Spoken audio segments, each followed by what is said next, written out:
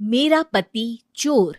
हमारी आज की कहानी है साधना की, जिसके अरमानों में हमेशा से एक ऐसे लड़के की कामना थी जो एक ईमानदार इंसान हो। लेकिन शादी के बाद एक बात तो बताइए, रोज रोज इतने नोटों की गड्डी कहाँ से लाते हैं आप? नौकरी में क्या इतनी कमाई हो जाती है?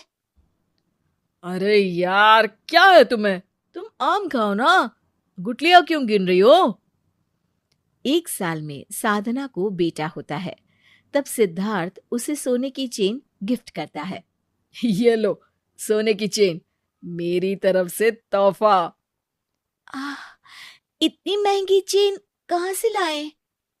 सिद्धार्थ उसे कुछ बोलता उससे पहले ही घर में पुलिस आ जाती है और सिद्धार्थ को चोरी के इल्जाम में पकड़कर ले जाती है। 4 महीने बाद जब सिद्धार्थ घर आता है तो उसे घर के टेबल पर एक चिट्ठी मिलती है। साधना ने लिखा होता है कि वो अपने बेटे को पिता की तरह चोर बनता नहीं देखना चाहती है, इसलिए वो उसे छोड़कर जा रही है। ये पढ़कर सिद्धार्थ की आंखें भर आती है। वक्त अपनी चाल चलता है और एक दिन साधना, बेटा, तू पूरे 14 साल का हो गया है। अब आगे की पढ़ाई कठिन होगी। तू सिर्फ पढ़ाई पर ध्यान देना, ठीक है? हाँ माँ, लेकिन मुझे अच्छा नहीं लगता कि तू इतनी कड़ी मेहनत करती है। तू कुछ बन जाएगा तो मेरी ये सारी मेहनत सफल हो जाएगी। अच्छा चल, मैं काम पर जा रही हूँ, शाम को आ जाऊंगी। तू खाना खा लेना और पढ़ाई करना, ठीक है? माँ के जाने के बाद वैभव पढ़ने बैठ जाता है कि तभी घर में एक आदमी आता है। कहाँ है तेरी माँ? घर का किराया 5 महीने से नहीं दिया है। आज किराया नहीं मिला तो घर से धक्के निकाल कर बाहर कर दूंगा माँ बेटे को। माँ तो काम पर गई है, 1 हफ्ते का मौका दे दीजिए ना, मैं आपके सारे पैसे दे दूंगा। ठीक है, मैं पूरे 1 हफ्ते के बाद आऊंगा, लेकिन हाँ, तभी खाली हाथ नहीं जाऊंगा। या तो पैसे या तुम दोनों घर के बाहर। वैभव सोच में पड़ जाता है कि वो क्या करे, कहाँ से पैसे लाए, लेकिन कुछ समझ नहीं आता।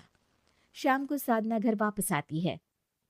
वैभव, तेरी ट्यूशन और स्कूल दोनों की फीस भर दी है। हाँ माँ, वो तो मुझे पता है। तू किसी को पैसे दे ना दे, मेरी पढ़ाई के पैसे हमेशा वक्त पर दे देती है।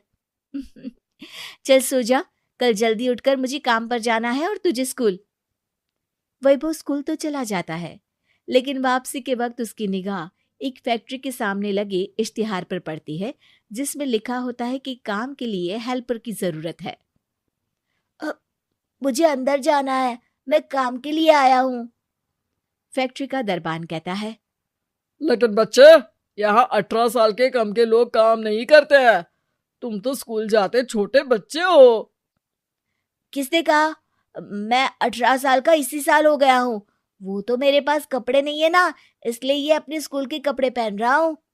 हाँ, देखने से तो तुम 14 या 15 साल से ज्यादा के नहीं लगते, पर कोई नहीं, मैं तुम्हें मालिक से मिलवा देता हूँ।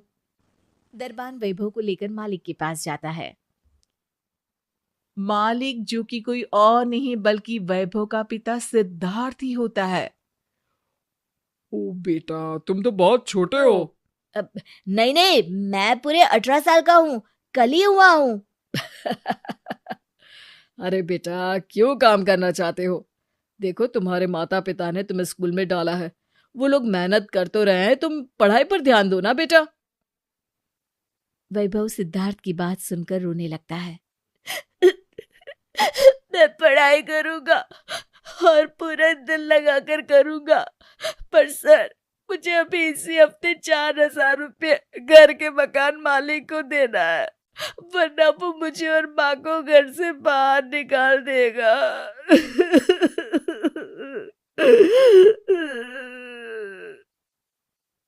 ओ, तो ये बात है।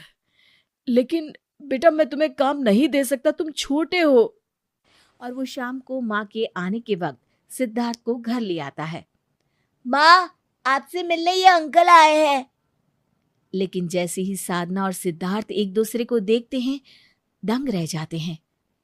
साधना, मैंने कहाँ कहाँ नहीं ढूंढा तुम्हें, कहाँ चली गई थी तुम?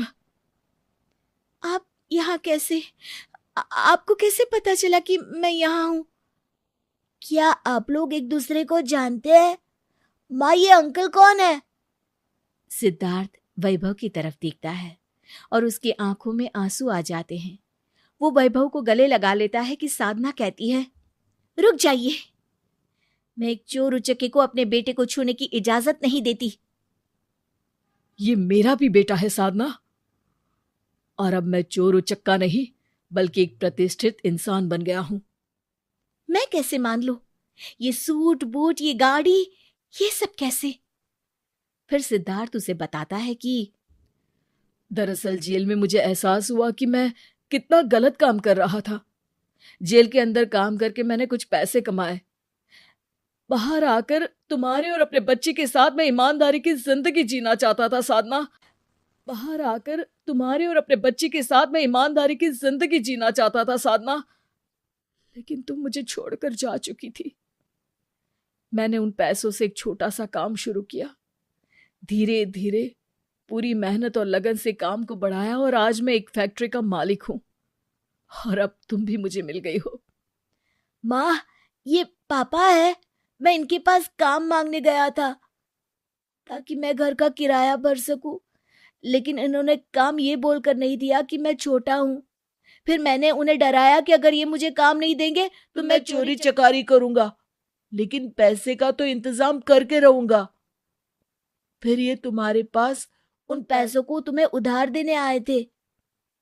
अब साधना की आंखों में भी आंसू थे। मुझे माफ कर दीजिए, मैं आपको छोड़कर आ गई, जबकि मुझे आपके साथ रहकर आपको सही राह दिखानी चाहिए थी। तुम्हारी तो कोई गलती है ही नहीं साधना। तुम लोगों की कमी ने ही मुझे सही राह में चलने की दिशा दिखाई है।